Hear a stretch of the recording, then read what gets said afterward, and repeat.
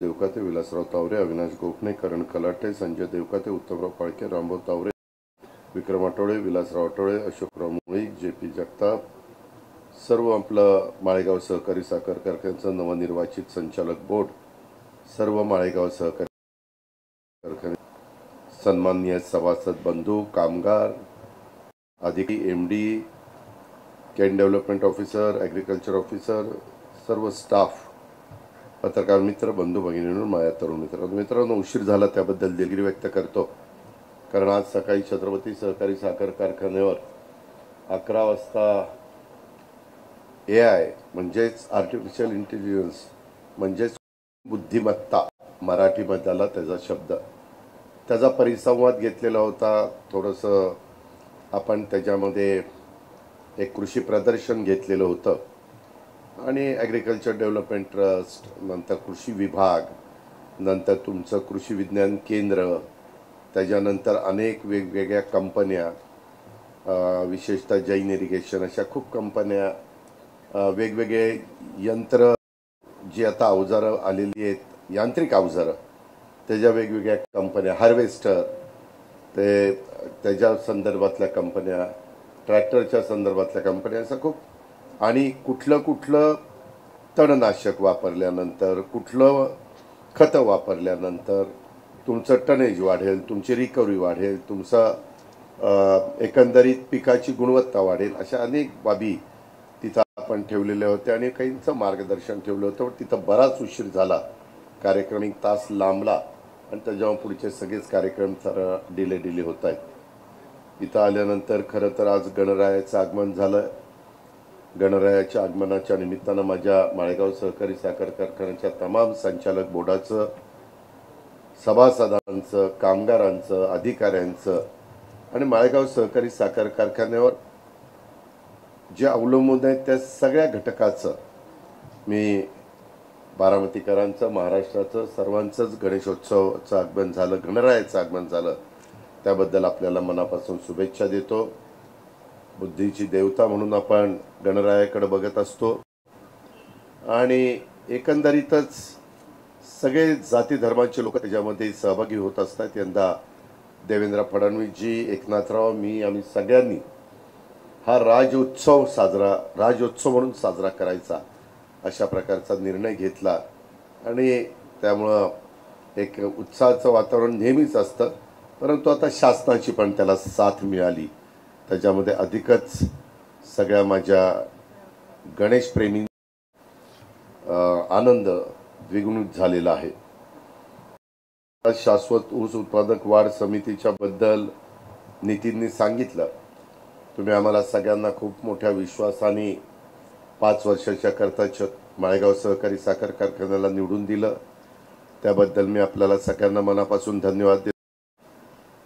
आपल्या पोटनियमाप्रमाणे 21 पैकी कुणी डायरेक्टर निवडून आला तर तो चेअरमन होऊ शकतो आणि मी आधीच जाहीर केलेलं होतं. मी इतके दिवस तुमचा सभासद नव्हतो, परंतु मागच्या मीटिंगला मी दत्तवाळ्याकडनं 1 एकर जमीन घेतली आणि मी तुमचा सभासद झालो. त्याच्यामुळं आणखीन आपल्याला कुठली आता अडचण राहिलेली नाही आहे. त्याच्यातला कुठल्याही गोष्टी व्हायला पाहिजेत त्याच्याबद्दल दुमत असायचं कारण नाही. आम्ही जी सुरुवात केलेली आहे, काम मोठं जिकिरीचं आहे, कष्टाचं आहे, मेहनतीचं आहे, आव्हानं खूप आहेत, परंतु तुमच्यामुळं, बारामतीकरांच्यामुळं, माझ्यासारख्या कार्यकर्त्याला उपमुख्यमंत्री म्हणून कामाची संधी मिळालेली असल्यामुळं अनेक कामं अक्षरशः आपली फोनवर होतात किंवा कुणाला सांगितलं तरी ते ऐकतात. आता उदाहरण द्यायचं झालं की आज आपण इथं ह्या ऊस रोपवाटिकेचा शुभारंभ करणार होतो. शाश्वत ऊस उत्पादन वाढ कशी करायची ह्याबद्दल थोडीशी माहिती देण्याचा प्रयत्न आम्ही तुम्हाला करणार होतो. तर इथं 2 ट्रान्सफॉर्मर, एक ट्रान्सफॉर्मर होता, तो बाजूला करण्याच्या करता आपल्या लोकांनी एक टेंडर मागवलेलं होतं. 3.5 लाखाचं होतं ना, 3,60,000 दिलं होतं. मी प्रत्येक मीटिंगला येऊ शकत नाही, पण मी मीटिंगला VCच्या द्वारे हजर राहू शकतो आणि त्याच्यातनं आम्ही मधी जसं करोनाच्या काळात व्हिडिओ कॉन्फरन्सिंगच्या द्वारे अख्खं राज्य उद्धव साहेब ठाकरे मी आम्ही सगळ्यांनी चालवलं होतं. त्याच्यामुळं आता एवढं मोठं तंत्रज्ञान विकसित झालेलं आहे. त्याकरता तुम्ही पाहिजेच असता तिथं असं नाही. आत्ता पण मी कुठेही असलो तरी मीटिंगला MDशी, संगीताताईंशी, बाळासाहेबांशी, सर्व संचालक बोर्डाशी, अधिकारी वगैरेशी मी बोलू शकतो. आणि त्याच्यातून त्यांनी मला सांगितलं असं असं शिफ्ट करायचं. म्हणलं अजिबात पैसे खर्च करू नका. मी आपल्या महावितरणच्या चीफ इंजिनियरला आणि एसींना फोन करून विनंती केली की मी सकाळी तिथं दुपारी येणार आहे, आपण जर यायच्या आत ते काम केलं तर बरं होईल. हे परवा दिवशी सांगितलेलं होतं. काल काम पूर्ण झालं फुकट. सांगायचं तात्पर्य मी जे काही तुम्हाला सांगितलंय ह्या छोट्या छोट्या गोष्टी असतील मित्रांनो, सभासद बंधू भगिनींनो, परंतु तुमच्या आता गाड्या आम्ही कुणी वापरत नाही. त्याच्यावर काही का होईना, थोडी का होईना बचत होणार ना.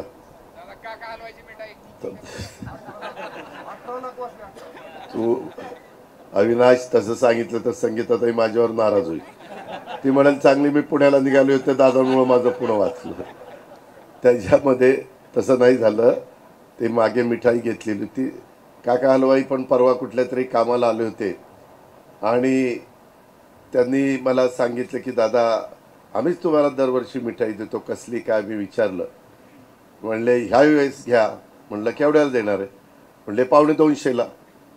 मी म्हणलं काय? म्हणले हो 250ला. आणि नंतर त्यांनी गेल्या वेळेस दिलेलं होतं 255. मग मी नंतर त्यांच्या मुलाचा दुसऱ्या दिवशी फोन आला, दादा चिडू नका. म्हटलं काय झालं? दादा नाराज होऊ नका, वडिलांची चूक झाली. म्हटलं झालं काय? ते म्हणले राव तुम्ही त्यांना 250 म्हणला नाही, लगेच हो म्हणले, परंतु गेल्या वेळेसच 255 होते आणि आता तर सगळी महागाई म्हणजे काही का होईना वाढलेली आहे. साखरेचे दर वाढलेले आहेत आणि मिठाईला साखर तर लागते. आणि म्हणले अशी पंचायत झाली, परंतु आता काय करता? म्हणलं हे बघ तुझ्या बापाने मला शब्द दिलाय, तू मला काही तसलं सांगू नको. त्याने इतकं काकुळतीला नाही तुम्हीच बघा. बाप छोटी आहे पण तो म्हणला ठीक आहे आता तुम्ही सांगाल तसं, पण माझं किमान नो प्रॉफिट नो लॉस दिलं तरी चालेल, माझं नुकसान होऊन देऊ नका.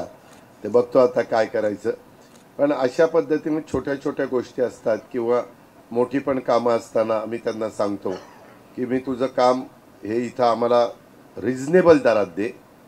आता बोर्डात सगळेच आमचे संचालक बोर्ड तिथं असतं आणि मग नाही तुला इथं काही परवडलं तर पुढं कुठं तरी मी तुझा फायदा करून देईल. आता बरीच जबाबदारी आमच्यावर आहे असं करून देखील काही जण प्रतिसाद देतात. कारण हा व्यवसाय असा आहे की फार काटकसरीनं व्यवसाय करावा लागतो. अनेक गोष्टी आहेत. आता आम्ही जे काही आपली माळेगाव शैक्षणिक संकुल आहे, मी तर जनरल बॉडीला मी तुम्हाला सांगणार आहे, पण आताही तुम्ही काही सन्माननीय महत्त्वाचे सभासद आहातच. सगळेच सभासद महत्त्वाचे असतात आणि त्याच्यामध्ये तिथंही बऱ्याच चुका आहेत. बरं म्हणजे शैक्षणिक संस्था शैक्षणिक दृष्टिकोनातनं चालवत असायला पाहिजे, परंतु कितीतरी जणांचं तिथं क्वालिफिकेशन चुकीचं आहे. बोगस सर्टिफिकेट दिले, शिक्षण त्यांचं तिथं झालं नाही, वशिल्यांनी तिथं बसले, हे बरोबर नाही. ती शिक्षण संस्था आहे. शिक्षण संस्थेत कधी वशिला नसला पाहिजे. काहींनी फ्रॉड केलेले, आता त्यांचे जवळपास सगळे पैसे भरून घेतले का, म्हणजे ह्या पद्धतीनं चाललंय. आपण मला वाटतं केस पण केली. मी आमच्या राठोड म्हणून आपले DYSP आहेत त्यांनाही सांगितलेलं आहे. पण जे ऑडिट व्यवस्थित व्हायला पाहिजे, जे CAनी पाहायला पाहिजे वगैरे बऱ्याच गोष्टी त्याच्यामध्ये. आता मी परवा तिथं कुलगुरू नांदेडचे चासकर, डॉक्टर चासकर त्यांना पाठवलं होतं. नलवडे म्हणून आपले निलेश नलवडे त्यांना पाठवलेलं होतं. ठोंबरेच तिथं आहेत ना, ठोंबरे तिथं आहेत, त्यांना सांगितलं होतं. ठोंबरे म्हणले दादा एवढा दबाव आहे, कुणी येतं दमच देतं. तिथं गुपचूप मला टेप कर कोण दम देतं मला दाखव. मी नाही त्याचा बंदोबस्त केला तर बोल. त्यांनी यावं, नियमाने वागावं. ते प्रत्येकजण मी मालक असल्यासारखंच तिथं येतात. अरे ठीक आहे ना, तुम्हीच मालक आहात, दुसरं कोणी मालक नाही. परंतु मालकांनी पण मालकासारखं वागावं. तिथं काम करणाऱ्या, आता अलीकडच्या काळात पूर्वी आपण हे ठेवायचो काय तुझं सालकरी गडी, काही पण ऐकायचे, आपले जुनी लोक त्यांना ठोकायचे, काय काय करायचे तुम्हालाही माहिती आहे. आता त्यांना ठोकल्यावर लगेच मालकावर केसच दाखल होती. एवढे कायदे फार कठीण झालेत, कडक झालेत. आणि त्यामुळं आपण पण समोरच्याला रिस्पेक्ट दिला पाहिजे आणि समोरच्यानी पण ज्याच्या समोर गेलाय त्याला रिस्पेक्ट दिला पाहिजे. अशा गोष्टी आपल्याला कराव्या लागतात. मित्रांनो, तुम्हाला गंमत वाटेल, इथं MD मागे आहेत. ह्याच्या आधी खूप काही काही गोष्टी आता काही म्हणता येत नाही, परंतु मला एकदा MDने सांगितलं, दादा हे अमकं काम आपलं होणार आहे, पण त्या कामाच्या करता काही वजन ठेवावं लागेल. म्हणलं किती वजन ठेवायचं? म्हणले त्यांनी एवढे मागितले, लाख, बरोबर ना, एवढे. हां, आणि ते झालं तर आपल्याला किती कोटी मिळणार होते? 3 कोटीवर 3 कोटी असं काहीतरी लाख. ते आपले ते ह्याची डोक्यावर टांगती तलवार होती इन्कम टॅक्सची. आणि त्याच्यात तुम्हाला गंमत वाटेल, इन्कम टॅक्सच्या मध्ये जवळपास आपल्याला 244 कोटी रुपयाचा रिलीफ मिळाला. किती? 244. आणि त्याच्यामध्ये आपण भरलेले पैसे 3 कोटी आणि त्याचं व्याज हेही आता आपल्याला परत मिळणार आहे. मी जास्त का सांगत नाही, हे असं सगळं सांगितलं की तुमची भावाची अपेक्षा अशी वाढत झाली आता काय. तर तसं नाहीये. मागच्या बऱ्याच गोष्टी कसे कुणी भाव काढलेत हे मी बघितलं. मी तर आता काय, माझीच माणसं, माझेच दात आणि माझीच ओठ, मी कुणाला बोलायचं. तुम्ही बघता, मी राज्याचा अर्थसंकल्प किंवा आर्थिक जबाबदारी सांभाळतो, त्याच्यावर आर्थिक शिस्त पाहिजे. कालच मी सोमेश्वर कारखान्याच्या चेअरमनला काही कारणानिमित्त बोलवलेलं होतं. आज सकाळी छत्रपतीच्या चेअरमनला बोलवलेलं होतं.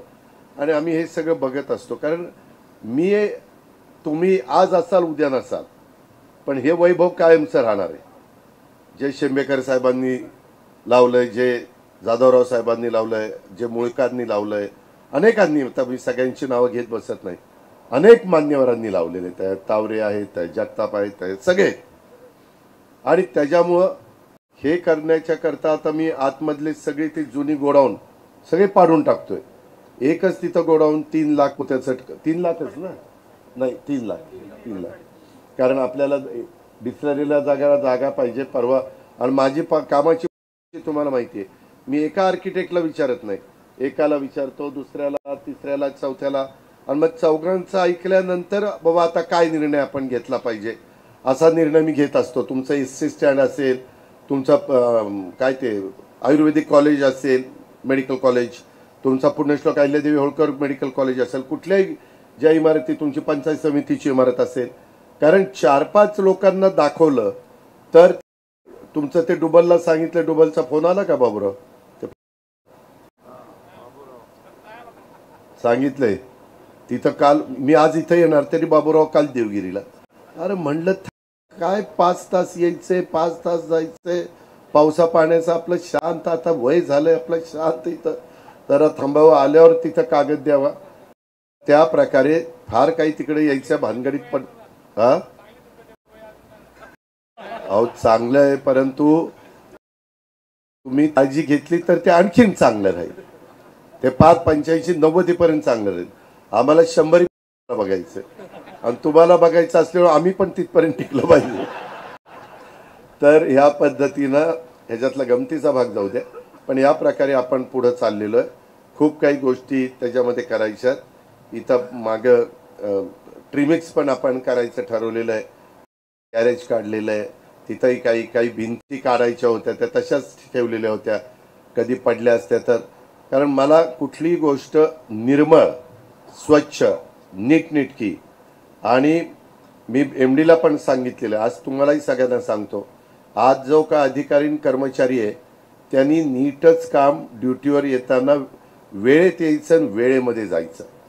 ते मध्येच जर त्यांनी कुठल्या गोष्टी केल्या मी अमक्याच्या वशिल्याने आलो, दादांनी मला करताय, मोठ्याचा आहे, मोठा नाही छोटा नाही, सगळ्यांनी कारखान्याचा कामगार म्हणून अधिकारी म्हणून तिथं काम केलं पाहिजे. उगीच इकडं तिकडं वेळ घालवता कामा नये. जो घालवायचा तो कारखान्याच्या भल्या करता. ते जर चांगलं चाललं तर त्यांनाही बोनस मिळेल, माझ्या सभासदांनाही भाव चांगला मिळेल आणि आर्थिक सुबत्ता देखील ह्या परिसरामध्ये येण्याच्या करता मदत होईल. मित्रांनो, आज रोपवाटिकेच्या निमित्तानं ही 2 एकर जागा ही आपण शाश्वत ऊस रोपवाटिकेच्या करता दिली. काही नवीन मशिनरी आणलेली आहे. मला थोडासा उशीर झाला. मी पण माझा 70 एकर ऊस 265 आणि 86 ची माझी लागण चाललेली आणि संपूर्ण एआयचा वापर मी करतोय. कारण मी ज्यावेळेस सभासदांना सांगणार त्यावेळेस समजा उत्तमरावनी, जेपीनी किंवा प्रकाशरावनी विचारलं, दादा तुम्ही लावलंय का, तर मला सांगता आलं पाहिजे, हो मी लावलंय. तिथं या बघा. कारण आपण नुसतं दुसऱ्याला सल्ला देऊन उपयोग नाही, आपण पण स्वतः लावलं पाहिजे. माझी परिस्थिती बरी असल्यामुळे मी 70 एकर ह्यावेळेस लागण केलेली आहे आणि ह्याच 2 ह्याच्यात इतकी सुंदर लागण आली. मी आज बघत होतो, त्यांनी मला लॅपटॉपवर दाखवलं की याला पाणी किती पाहिजे, याला कुठलं खत पाहिजे, NPK मध्ये काय कमी आहे, काय जास्त आहे. इवन त्या जमिनीमध्ये एका ठिकाणी थोडीशी कीड आलेली होती. ते लगेचच माझे 4 ते 5 लोकांना ते कॉम्प्युटर फीडबॅक देतो एआयचा आणि त्याच्यामध्ये ते मग ते बेनके माझे एक आहेत अधिकारी, अजून वेगवेगळे लोक आहेत, इवन नलवड्यांच्याकडे पण ते येत असतं. आणि त्याच्यात एका ठिकाणी कीड आली. आता कीड आल्यानंतर अख्ख्या तुमच्या प्लॉटला औषध मारण्याची गरज नाही, ते जिथं आली ते दाखवत आहे आणि तेवढंच औषध तिथं मारायचं की ती कीड कंट्रोलमध्ये होती. कीड कंट्रोल पण झाली. आपण काय केलं, कीड बघून अख्खा 2 एकर, 5 एकर, 3 एकर, अर्धा एकर जो काही शेतकऱ्याची एकंदरीत परिस्थिती आहे त्या पद्धतीनं मारलं असतं आणि मग ते औषध बाकीचं वाया गेलं असतं. ह्याच्यामध्ये आज माझ्या गेल्या वर्षीपेक्षा आज खतामध्ये सुरुवातच बचतीची झालेली आहे. मला युरिया कमी लागतोय, मला NPK कमी लागतोय, जेवढा लागतोय ते तिथं मागतोय. क्षारयुक्त पाणी असेल तर काय केलं पाहिजे, कुठल्या जमिनीमध्ये कसं, मगाशी बोलत असताना मला वाटतं नितीन बोलत होता, ह्याच्यामध्ये माती परीक्षण, पाण्याचं परीक्षण, पानांचं परीक्षण, पान त्याचं परीक्षण, ज्यावर ते एआय ठरवतं की तिथं काय केलं पाहिजे, किती प्रमाणात केलं पाहिजे आणि पाणी किती दिलं गेलं पाहिजे. पाण्याची पण बचत होते. पाण्याची तर तुम्हाला आश्चर्य वाटेल 50% बचत होते. आज आपली धरणं भरलेली आहेत. आज मला डुबल म्हणला की मी कॅनॉल बंद करतो, आता कॅनॉल बंद होणार आहे. शेतफळ भरलेलं आहे खालचं, सगळे तलाव जेवढे शक्य होते तेवढे भरून दिलेत. तुम्ही तेव्हा पाणी सोडून तेव्हा काय अडचण नाही, परंतु तोपर्यंत क्लोजर आणून आपल्याला त्या कॅनॉलची कामं करायची राहिली ती त्यांना म्हणलं पटकन करून घ्या. कुठं ब्रिजचं काम आहे, कुठं आणखीन कशाची कामं आहेत, त्या पद्धतीनं त्यांना करायला सांगितलेलं आहे. एवढा आमूलाग्र बदल त्याच्यामध्ये झालाय. त्याच्यामुळे इथं मगाशी कुणी बोललं, इकडनं आवाज आला, माती परीक्षण, पाणी परीक्षण आणि पानाचं परीक्षण हे खूप महत्वाचं आहे. आपण आता माळेगाव सहकारी साखर कारखाने क्षारपाट जमिनी सुधारण्याचा कार्यक्रम हातामध्ये घेतलाय. कारण काय झालं, आपला नदीकाठ नीरा नदीचा त्या दोन्ही बाजूला तिकडं फलटण पण इकडं आपल्या पण पाणी देऊन देऊन देऊन जमिनी झाल्यात खराब, क्षारपट झालेले आहेत, त्याला मीठ फुटतंय आणि त्याच्यामुळं तिथं आता हे टेक्निक वापरलं तर त्या जमिनी सुधारायला मदत होते. मी चाऱ्या साफ करण्याच्या करता पण तुम्हाला शब्द दिला, मी टप्प्याटप्प्याने त्याच्यामध्ये जातोय.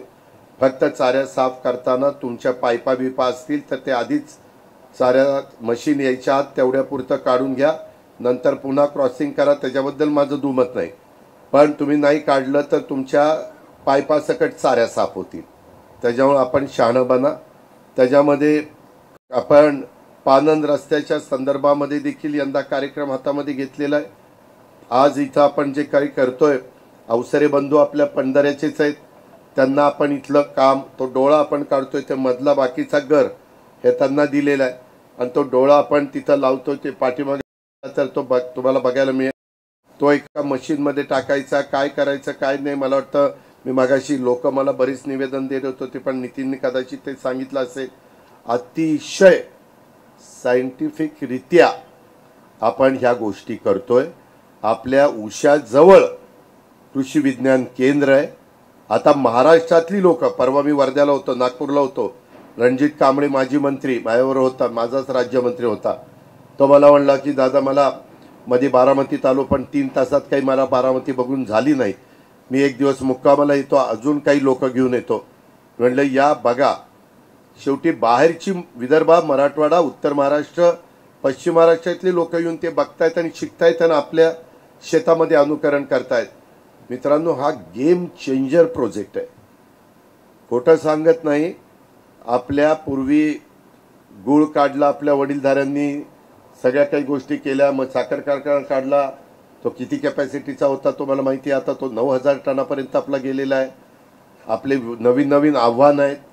साखरेचे दर आता जरा बरे झालेले आहेत, परंतु त्याच्यात चढ उतार होत आहेत. कदाचित सणावारीमुळे पण ते असेल. आता आपला गणेशोत्सव 10 दिवसांनी संपल्यानंतर पुढं नवरात्र आहे. नवरात्र झाल्यावर मला वाटतं दसरा आहे ऑक्टोबरला, त्याच्यानंतर दिवाळी आहे.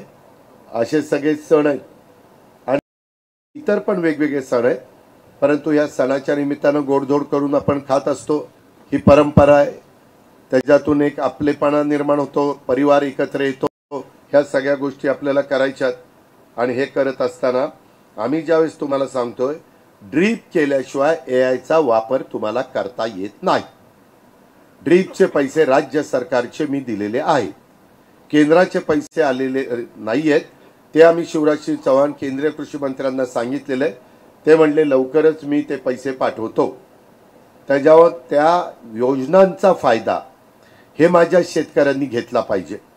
त्याच्यामध्ये 5.5x2 वर तुम्ही जर ऊसाची लागण करणार असाल, रोप लावणार असाल, तर तुम्हाला साधारण 4,500 रुपये लागतात.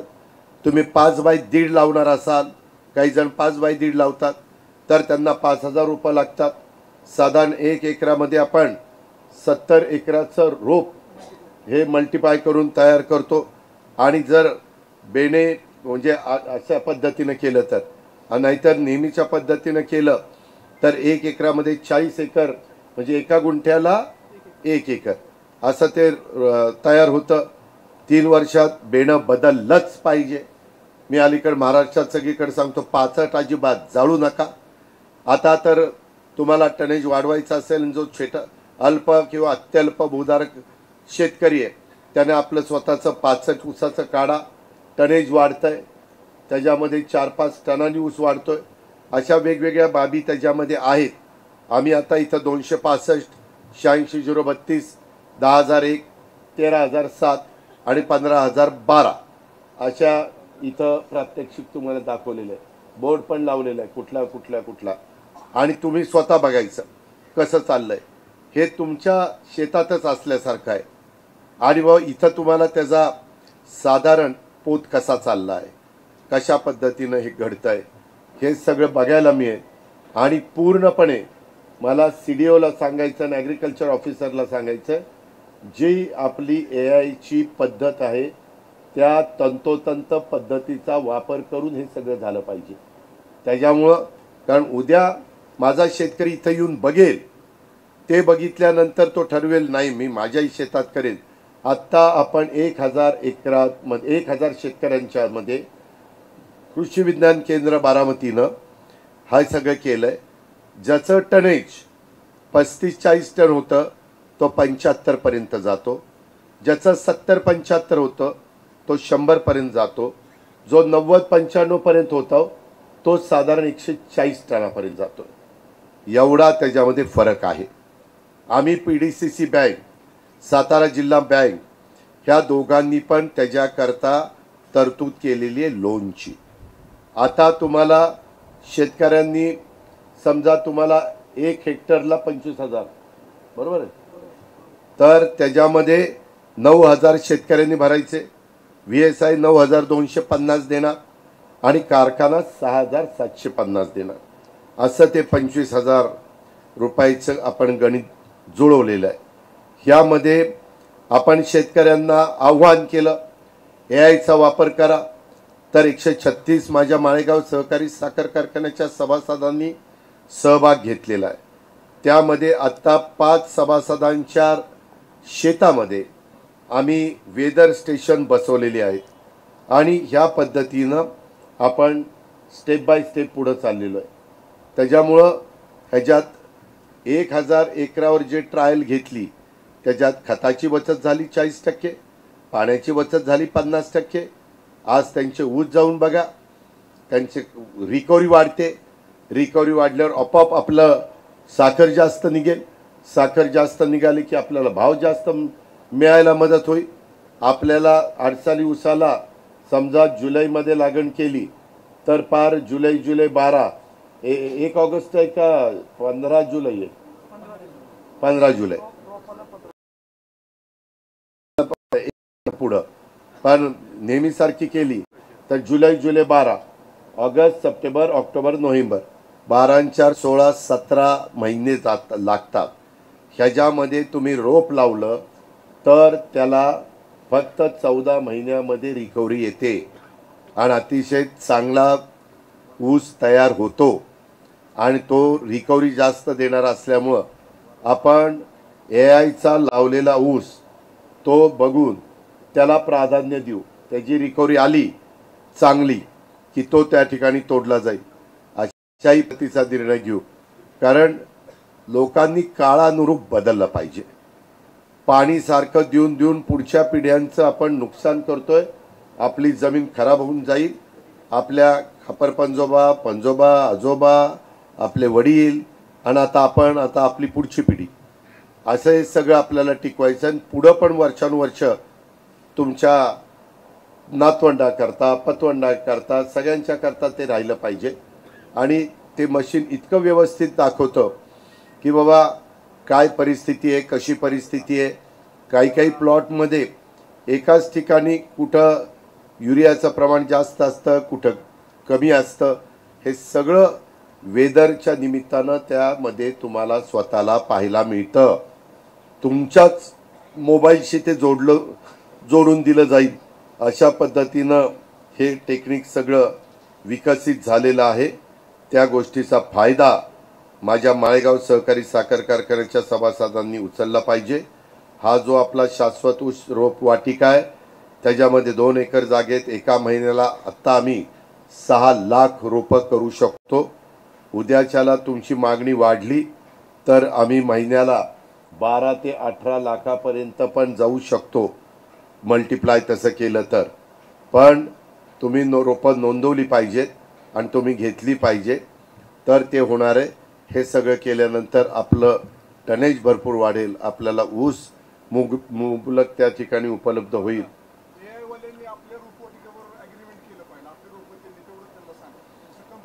त्यांचं कंपल्शन असलं तरी त्यांना कळलं की तुम्ही त्यांच्यासारखं तंतोतंत करता तर ते ऐकतील।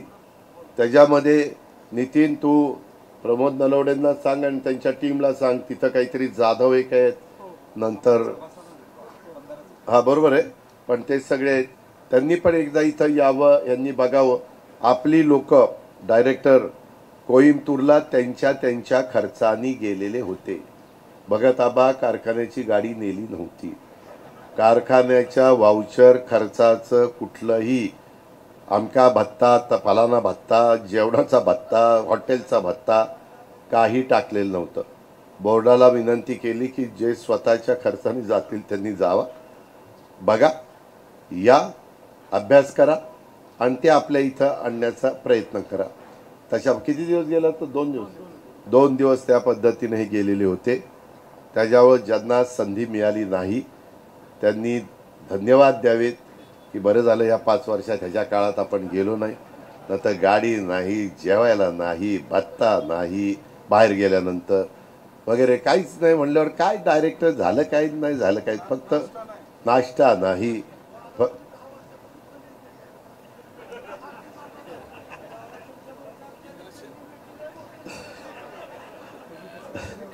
तर त्याच्यामध्ये ऐका, ह्याच्यात आपल्याला बरेच रस्ते पण खूप करायचे आहेत. मी तुम्हाला ते सांगितलेले एक एक रस्त्यांची पण कामं आम्ही हातामध्ये घेतोय.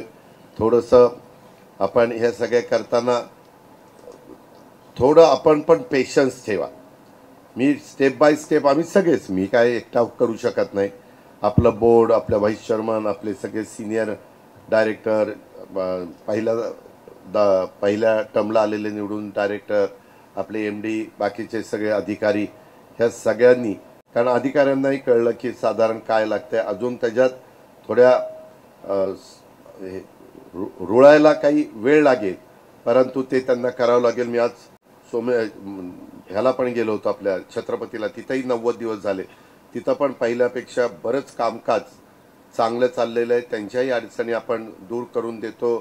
त्यांचं ते डोरलेवाडीचं हायस्कूलचा प्रश्न होता, ते TV ला सगळं चाललेलं होतं, त्याला पण आपण डोरलेवाडीत माझ्या आधी पवारसाहेब तिथं जाऊन त्यांनी सांगितलेलं होतं की मी बांधून देतो. मी आता त्यांना ठराव करायला सांगितले. 28 तारखेला त्यांची GB आहे, ती रयत शिक्षण संस्थेला देऊन टाका. 2 एकर 1 गुंठा जागा, आणि रयतला सांगितलं ती तुम्ही ताब्यात घ्या. साहेबांनी 3 कोटीचा चेक रयतकडे दिलेला आहे. अजून रयतला 1 कोटी घालायला सांगितले. 4 कोटीची वास्तू चांगली व्यवस्थित होईल. परंतु काही जण काय करतात, उगीच स्वतःचा मोठेपणा दाखवला, कुठंतरी आंदोलन वगैरे काय मला भेटा ना, ते भेटून आपण मार्ग काढू ना. पण आपल्या TV चॅनलवाले पण काय करतात, जरा कोणीतरी काहीतरी बारामतीच्या बद्दल काही वेगळं, आम्ही सहयोग सोसायटीच्या बाहेर बसणार, आम्ही गोविंद बागेच्या बाहेर बसणार. अरे ही शाळा कुणाची? तसा काही डायरेक्ट संबंध नाही. शासनाची शाळा आहे ती, छत्रपती शिक्षण संस्थेची शाळा आहे. तसा अर्थार्थी काही संबंध आहे. पण एक आपण सगळीकडेच लक्ष देतो, आणि ह्यांनाही माहिती की ह्यांच्याशिवाय होणार नाही, त्याच्यावरती आमच्याच दारात येऊन बसतात. ती दुसऱ्याच्या तुमच्या दारात येत आहेत का? नाही येत. त्यांना माहिती आहे ह्यांच्या दारात आले 2 खानपाने मिळतील, आपल्याला घेणं देणं. आमच्याकडे आल्यावर या बसा बसा बसा, हे करा ते करा, काय रे बाबा, कसं रे बाबा, हे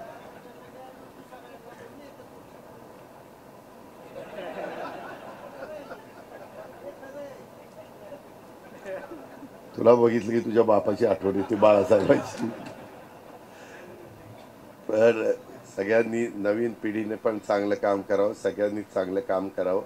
मी माझ्या परीनं जेवढं काही मला माहिती आहे, मला नवीन पण माहिती अवगत झाली, तर साहजिकच मी माळेगावला, सोमेश्वरला, छत्रपतीला, इथं कसं मला पहिलं देता येईल, NCDC वगैरे सगळ्या गोष्टी आपण त्या बाबतीमध्ये करण्याचा प्रयत्न करतो. MSC बँक आपल्याला मदत करते, PDCC बँक आपल्याला मदत करते. नियमाने आपण कुठं असं वेडवाकडं करायचं काही कारण नाही. पण काही गोष्टी आता बाळासाहेब, मी परवा माहिती घेतली, आपल्या दुसऱ्या शिक्षण संस्थेमध्ये त्या कॉलेजला फी जास्त आहे, आणि आपल्या इथं फी वाढवलीच नाही. कुठं? माळेगाव शैक्षणिक संकुलला. आणि त्याच्यामुळं आपला तोटा वाढत चाललाय. तुम्ही जर बघितलं तर तुम्ही पण आश्चर्यचकित व्हाल. मला कळत नाही तोटा कशा करता करायचा. बरं, आपल्या सभासदांना त्याच्यामध्ये कन्सेशन आहे, पण जे बाहेरच्या सीट आहेत त्याचे जास्त पैसे मिळाले असते, ते घेतले असते तर आपलं थोडी परिस्थिती चांगली व्हायला मदत झाली असती. त्याच्यामध्ये प्रॉफिट कमवायला आपण शिक्षण संस्था काढल्या नाही, परंतु त्याचा तोटा करून कारखान्याचे पैसे त्याच्यात घालायला पण आपण शिक्षण संस्था काढल्या नाही. पहिल्यांदा काय थोडीशी गुंतवणूक करायची होती ती केली. ह्या अशा काही गोष्टी आहेत, त्याच्यामुळं काही बाबतीत मला कठोर निर्णय घ्यावे लागतील. आज पण निवेदन देत असताना मला माळेगाव कारखान्यात लावा, मला PDCCत लावा, मला इकडं लावा, मला तिकडं चिटकवा. PDCCच्या लेखी परीक्षा झालेल्या आहेत. लेखी परीक्षेत तुम्ही पास झाला तर तोंडीला काही मदत मी करू शकेन, किंवा दत्तोबा असतील, ते संभाजी असेल किंवा रणजित असेल, हे करू शकतील. पण लेखित तर तुमचं तुम्ही MKCLनी परीक्षा घेतलेल्या आहेत. ह्याच्यात आपल्याला तिथं पण मेरिटची, पूर्वी कसं व्हायचं, डायरेक्टर जो लावेल तो लावेल, आता त्याच्यात शिक्षणाची अटी आलेल्या आहेत. त्याच्या नोकरीला भरती करताना काही संस्था निवडल्या, त्या संस्थामार्फतच सहकार विभागाने दंडक काढलेला की तुम्ही तिथं त्यांना इंटरव्ह्यू घ्यायला लावून, परीक्षा घ्यायला लावून तुम्ही सिलेक्शन करा. मी पुणे जिल्ह्याला प्राधान्य देणार आहे, त्याबद्दल दुमत असायचं काही कारण नाही. जेवढं जिल्ह्याला आणि 13 तालुक्याला प्राधान्य देता येईल ते देण्याचा प्रयत्न मी तिथं नाही आहे, परंतु माझे ऐकणारे लोक तिथं जास्त असल्यामुळे मी त्यांना तसं सांगितलेलं आहे.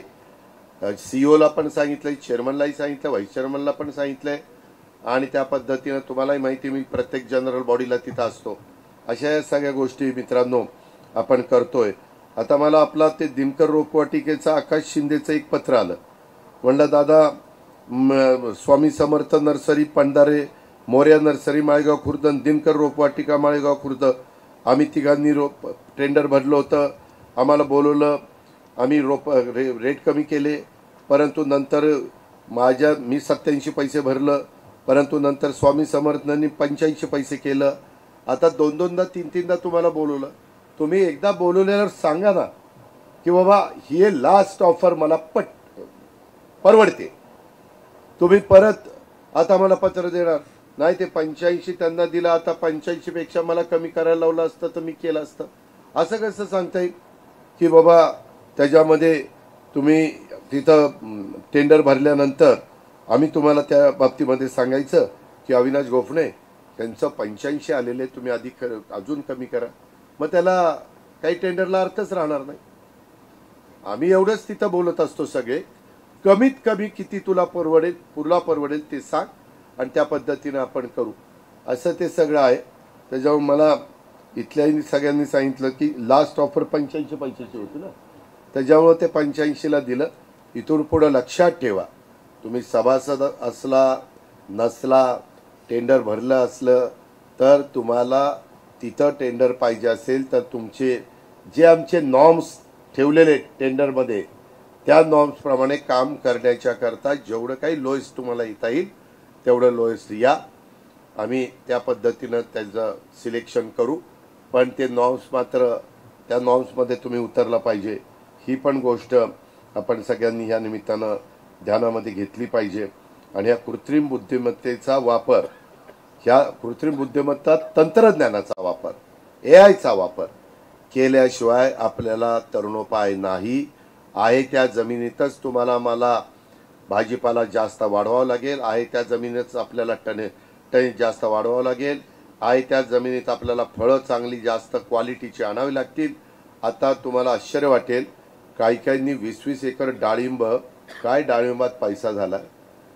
एकाने सांगितलं की दादा मला त्याच्यात कमीत कमी 6 कोटी रुपये होती, एकाने सांगितलं मला 22 कोटी रुपये होती. एवढा यंदा डाळिंबाला फारच रेट त्या ठिकाणी राहिले. केळीच्याही बाबतीमध्ये आमूलाग्र बदल होत आहेत. नेहमीची पिवळी केळी तशी आता निळी केळी आली, त्या प्रशांत काटेने लावली आता. हा सचिनने लावली केळी, निळी ना, प्रशांतने लावली. हे काय म्हणलं सर? अरे बाबा त्याची नेहमीची आहे, मी निळ्या कलरचं सांगतो, जावा ब्लू. अशा पद्धतीने ह्या सगळ्या गोष्टी होत आहेत. माझी तुम्हाला विनंती आहे, काळानुरूप आपण बदललं पाहिजे, नवीन तंत्रज्ञानाचा वापर करून घेतला पाहिजे. नाहीतर आपल्या इथं जवळ असणारं तंत्रज्ञान अख्खं महाराष्ट्र घेऊन जाईल, अख्खा भारत देश घेऊन जाईल. आणि आपण त्यांनी अमेरिकन वगैरे वेगवेगळ्या कंपन्यांशी मायक्रोसॉफ्ट आणि ह्यांच्याशी सगळ्यांशी कोलॅबरेशन केलेलं आहे. त्या कोलॅबरेशनचा फायदा जग घेत आहे, आपला भारत घेतोय. आपल्या इथं फार माळेगावपर्यंत आणलेलं आहे. त्यावेळेस माळेगावच्या पण माझ्या शेतकऱ्यांनी विलासराव त्याचा फायदा घेतला पाहिजे. अशा पद्धतीनं माझी तुम्हाला सगळ्यांना हात जोडून विनंती आहे, त्या पद्धतीनं तुम्ही करा. आणि म्हणून हे सगळं आपण रोपवाटिका वगैरे, शाश्वत ऊस रोपवाटिका ही सगळी तयार केलेली आहे. आणि त्याच्या शुभारंभाच्या करता मला वाटलं नव्हतं भाषण करायचं आहे, परंतु आज मला खूपच अजून कामं आहेत. पण आपण सगळेजण आला. पुन्हा एकदा आपल्या सगळ्यांचं कारखान्याचा चेअरमन या नात्याने मनापासून स्वागत करतो. जे काही निवेदन दिलेली आहेत त्याच्यातली ज्या निवेदनाचं ज्या पद्धतीनं मला मार्ग काढता येईल तो मार्ग काढण्याचा मी प्रयत्न त्या ठिकाणी करीन आणि सर्वांनी या असणाऱ्या शाश्वत ऊस रोपवाटिकेचा फायदा घ्यावा आणि आपल्या काळ्या आईची इमानीद्वारे सेवा करत असताना त्याच्यामध्ये AIचा वापर करून कृत्रिम बुद्धिमत्ता या तंत्रज्ञानाचा वापर करून आपल्या शेतीमधनं जास्त उत्पादन काढून आपल्या प्रपंचाला आपल्या मुलाबाळांच्या लग्न कार्याला त्यांच्या शिक्षणाला हातभार लावावा आणि आपल्या घरामध्ये आर्थिक सुबत्ता आणावी हीच आग्रहाची नम्रतेची कळकळीची विनंती करतो आणि या ठिकाणी थांबतो. कशाचा हे आता इथून पुढे मी आता घेतो मीच कारखान्याचा चेअरमन माझा कारखान्याच्याच तर्फे सत्कार यायला कशाला मिळणे या ठिकाणी राज्याचे पहिला आणि शेवटचा घेतो परत सत्कार मीच तिथला प्रमुख